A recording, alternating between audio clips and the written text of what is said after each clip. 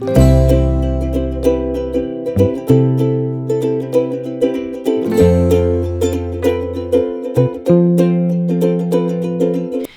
tout le monde, j'espère que vous allez bien. Alors tout d'abord, avant de commencer, je voulais remercier tous les nouveaux abonnés qui sont arrivés ces derniers jours, mais aussi ceux qui sont là depuis le début, parce que vous me soutenez depuis le début, et voilà, je tenais à vous remercier également.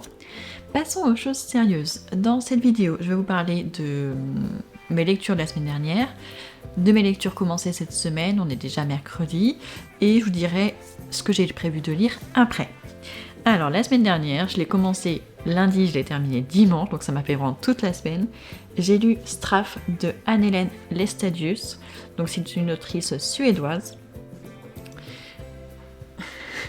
Encore un chat qui passe. Donc je disais, c'est une autrice suédoise. J'ai découvert ce livre parce qu'il faisait partie des nouveautés en poche du mois de janvier. Un deuxième chat. Il faisait partie des nouveautés en poche du mois de janvier et je l'avais repéré, le sujet m'avait l'air pas mal et tout, je m'étais dit pourquoi pas, et quand j'ai vu qu'il était à la médiathèque, je l'avais réservé. Alors, le seul petit hic que j'ai eu dès le départ, c'est que en tout petit, ici, on nous dit que c'est le deuxième tome d'une trilogie. Donc là j'ai eu un peu peur, sachant que c'est écrit nulle part ailleurs. Mais en fait, je sais pas ce qui s'est dit, ce qui a été écrit dans le premier tome, mais en tout cas celui-ci se lit très bien tout seul, il n'y a pas besoin d'un tome supplémentaire. Je pense que c'est juste que l'autrice a fait une trilogie où elle a parlé du peuple sami en général, mais peut-être avec des thèmes différents dans ces 3 livres. Et là donc elle nous parle du peuple sami, et on oscille entre 2 périodes. On est parfois dans les années 1950, alors ça peut être 1950, 1952, 1954, ça change suivant les personnages. Et on est après en 1985 et en avant jusqu'à 1986. Et en fait, dans les deux époques, on va suivre les mêmes personnes, sauf que dans les années 50, elles étaient enfants, et dans les années 80, elles sont adultes. Et donc, en fait, si on les suit dans les années 50, c'est parce que ces enfants étaient des enfants d'éleveurs de rennes, donc ils les appelaient les lapons, donc très très très au nord de la Suède. Et en fait, au lieu qu'ils soient scolarisés dans l'école du village, ils étaient envoyés dans une école qui était un petit peu plus loin, dans la ville. Et en fait, c'était un internat où les enfants ne voyaient leurs parents, leur famille, que 2 fois par an, à Noël et les vacances d'été. Et en fait, dans cet orphelinat, ils n'avaient pas le droit de parler en sami, ils étaient obligés de parler que en suédois ou en finnois. Et en fait, surtout, ils subissaient des maltraitances. C'est surtout ça, de la part surtout de la directrice. Et donc, on va suivre ces enfants, un par un. On va savoir un petit peu ce qui leur est arrivé. Ça reste léger, enfin, c'est pas léger parce que c'est des choses très dures et très violentes, mais on rentre pas dans les détails, c'est ça que je voulais dire. Donc, c'est plus sous-entendu en fait. Et après, on oscille avec 1985-86, où ils sont devenus adultes, et du coup, on voit les répercussions que ça a eu d'aller dans cet internat, comment ça les a parfois, enfin la plupart ça les a détruits, mais à différents degrés, et on voit comment ils ont pu s'en sortir pour certains, comment ils évoluent, et j'ai trouvé ça très intéressant, parce que, bon, il n'y a rien d'exceptionnel, mais je trouve ça bien parce qu'ils n'ont pas tous réagi de la même manière, ils n'ont pas... personne n'a oublié, c'est ça qui est intéressant, personne n'a oublié, mais certains ont fait le choix d'aller de l'avant, certains n'ont pas réussi à aller de l'avant, et après ça a une répercussion aussi sur leurs enfants, pour ceux qui ont des enfants, parce que, voilà, ça a des répercussions, soit on veut leur transmettre ce qu'on a vécu, soit justement on le tait, et dans tous les cas, ça a des répercussions. Donc j'ai trouvé ça intéressant, mais vous voyez, il ne fait que 400 pages, j'ai mis 7 jours à le lire, j'ai eu beaucoup de mal à rentrer en histoire. Après, passer la première moitié, ça allait, mais le début était quand même compliqué. Et puis la fatigue en plus n'aide pas. Donc j'ai lu ça en papier. Et sinon, j'ai écouté un livre audio qui était vraiment aussi très très bien, mais je vous conseille plutôt de le lire parce que la voix de la narratrice était horrible. Enfin, l'interprétation, j'ai détesté. J'ai écouté À la recherche d'Alice Love de Liane Moriarty. Alors, on est avec une jeune femme qui s'appelle Alice. Euh, Alice, elle est mariée, elle a 3 enfants. Et en fait, lors d'un cours de sport, de step, elle fait une mauvaise chute et elle se cogne la tête. Et en fait, du coup, elle s'évanouit et en se réveillant, au lieu d'avoir 39 ans, elle pense qu'elle a 29 ans et qu'elle vient juste de se marier avec son mari et qu'elle est enceinte de son premier enfant. Et en fait, la mémoire ne leur revient pas tout de suite et donc du coup, c'est un gros choc parce que voilà, elle se réveille en se disant qu'elle vient juste de se marier et elle est enceinte de son premier enfant, et alors qu'en fait dans la vraie vie il s'est passé 10 ans de sa vie. Elle a plus 29 ans, elle a 39 ans, elle est mariée, elle a 3 enfants et il s'est passé beaucoup de choses dans sa vie, elle a beaucoup changé et en fait du coup quand son entourage va lui raconter où est-ce qu'elle en est dans sa vie, comment ça se passe avec son couple, comment sont ses enfants, elle a aucun souvenir de ses enfants, mais ça la chamboule pas plus que ça. Pour elle, elle a qu'une envie, c'est de retrouver son mari dont elle est éperdument amoureuse. Et en fait, quand elle l'a au téléphone, il est exécrable avec lui, il lui crie dessus et elle comprend pas ce qui se passe. Et donc petit à petit, sa famille dit bon, on va rien lui dire, elle va retrouver la mémoire toute seule, on va laisser faire. Et en fait, ça revient pas, donc sa sœur est obligée finalement de lui donner quelques bribes, sa mère aussi.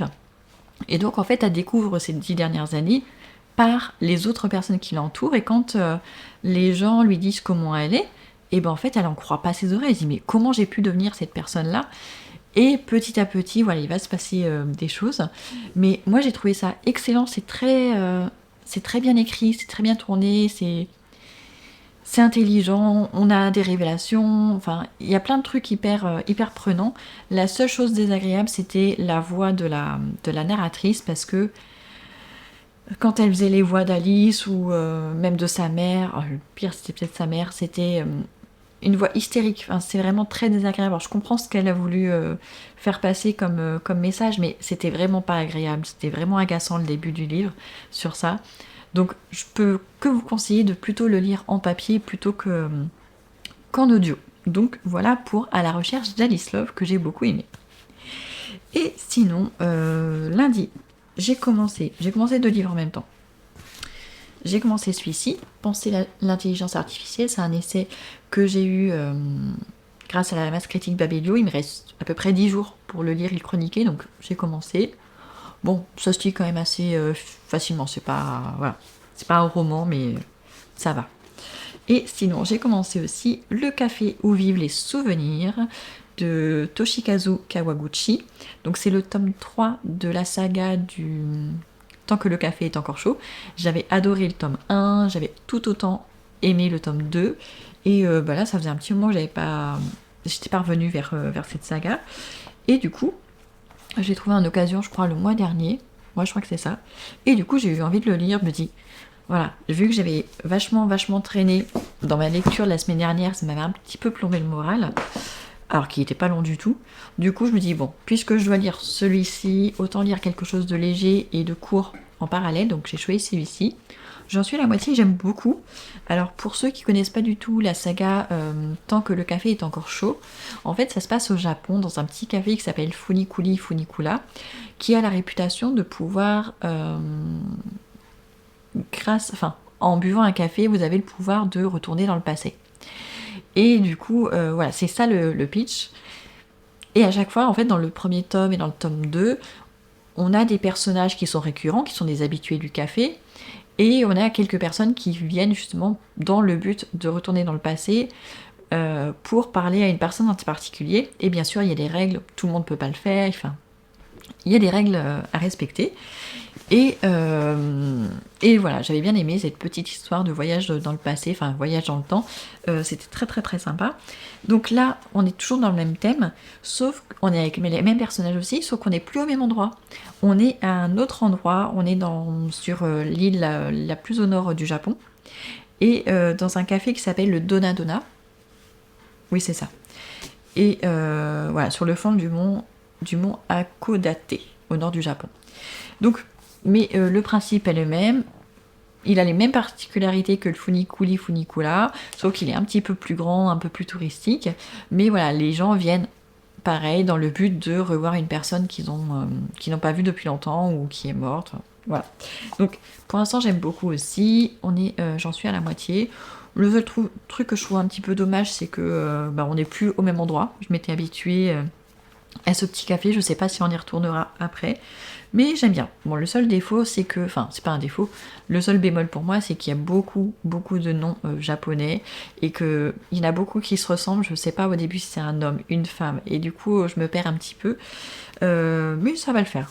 C'est quand même très, très, très sympa. Et je me disais hier soir en le lisant que ça fait très pièce de théâtre. Et en fait, j'ai lu... je sais plus si c'est au début ou à la fin... Ouais, on nous parle de l'auteur. Et en fait, l'auteur, il est dramaturge. Et il dirige un groupe de théâtre. Et apparemment, en fait, cette saga en livre est inspirée d'une